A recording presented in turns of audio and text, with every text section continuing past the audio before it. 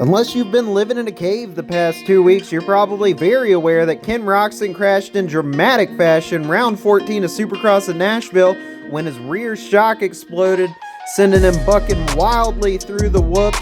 Unfortunately, Roczen did break his tib plateau, his foot and his toe, so he's going to be off the bike for a little bit. But Ken Roczen did head to Instagram to let us know he's been making good use of his free time, putting together 2 custom tracks for us on Monster Energy Supercross 6.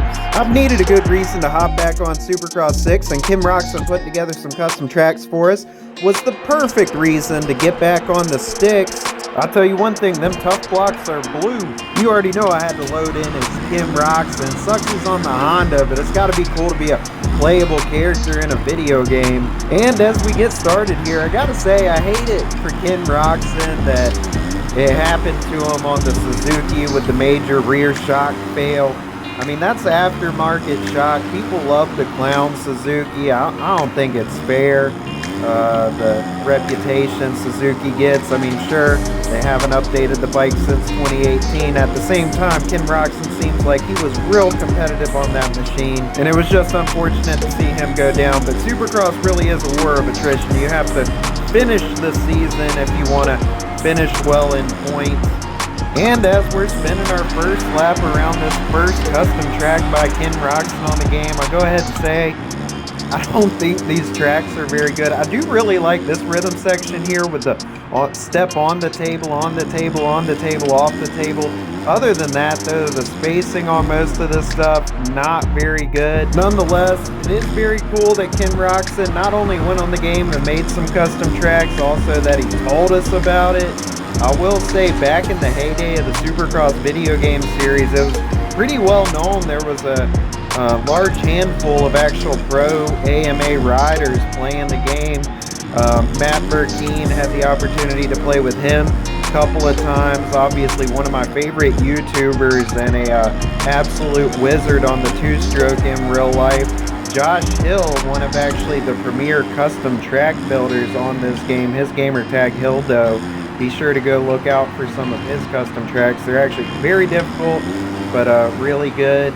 Believe it or not, Aaron Plessinger, AP, super good on the game. Back when ESXR was drawing 80 to 100 signups every week, AP was actually getting signed up, making mostly B mains, a couple of A mains, but out of 80 or 100 riders getting top 12.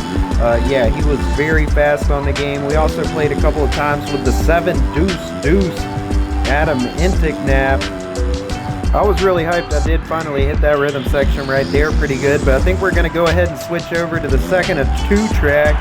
And I will say, out of the 2 tracks, if you're planning to turn Supercross back on and check these out, the second of the 2 tracks was a good bit better, except for this very questionable hip jump after the hole shot. Not even entirely sure it's possible. Like, Ken Roczen, did you play these, or did you just kind of send them out into the universe waiting for us to figure out if it's even possible? Because I'm really questioning whether it's possible to hit that jump right there with any level of consistency.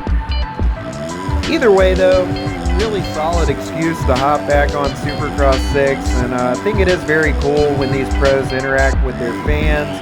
I mean, honestly, I'm a huge fan of Ken Roczen personally. A good bit of me getting back onto the dirt bike after a little 20-year hiatus myself was watching him absolutely destroy it on the RMZ 450. Super sweet bike. I bought a 23 RMZ 450, probably in large part because of having watched Ken Roczen absolutely destroy it over the past 2 years really on that Suzuki machine. And it really was unfortunate watching Ken Roczen go down. I know it was a spectacular crash, one of the all-time just coolest looking crashes with his bike just going up in smoke as he got catapulted through the whoops section there. But it cannot be understated. I mean, Ken Roczen actually was on fire leading up to that crash, and large part of the reason his bike exploded, I mean, he was sending an absolutely massive wall jump triple into the whoops section, basically coming out of the sky from 2 stories high.